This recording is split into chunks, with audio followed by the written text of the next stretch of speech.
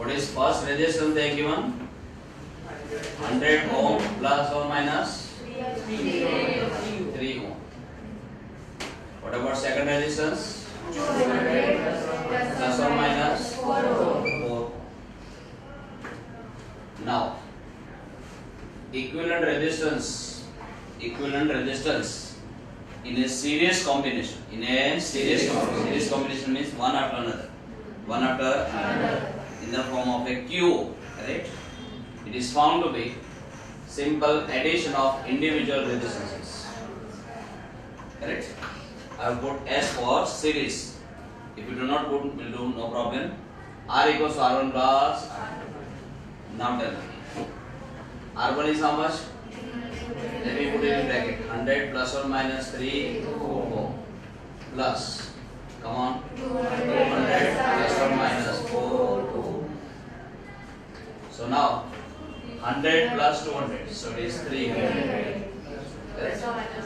Plus or minus 3 plus 4, that is 7. This many. So delta R1, if it is 3, this is 3, this is 3, correct? Delta R2 is 4. Delta R1 is 3, delta R2 is 4. So this is 3 and this is 4. So what is delta R? It will be 3 plus 4, that is 7.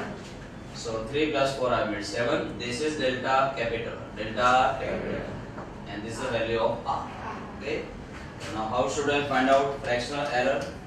Delta R upon R. So it is 7 upon 3. Right? Don't write ohm. Ohm upon ohm will cancel. And I want now percentage error. So delta R upon R multiplied by 100%. So that equals to this. You just multiply both the sides by 100%. 7 upon 300 into 100%. Correct? This answer comes out to be 2.3%. Okay.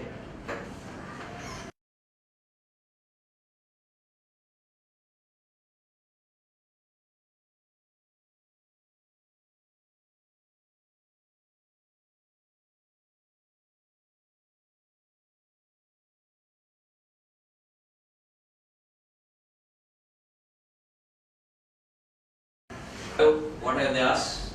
Fractional error or percentage error? Both. Number 5, na? What is it regarding density? Anna? Density is what? Mass upon volume. Look. Density is mass upon volume. You don't have to bother whether they are in multiplication or they are in division. Delta Z upon Z formula remains same. So here can I write delta rho upon rho? Look here. Fractional error in M. What is it? Delta M upon M. Fractional error in B. Delta B upon B. And for maximum fractional error in the resultant quantity, we should always go for addition. Sure? What is delta M? 0.12. Correct. What about mass? 3. What about delta V? 1. What about B? 10. Very good. This you can find out. This is 0.04 plus this is 0.1. That is 0.14. And when you multiply by 100% on both the sides, 14%. Right out.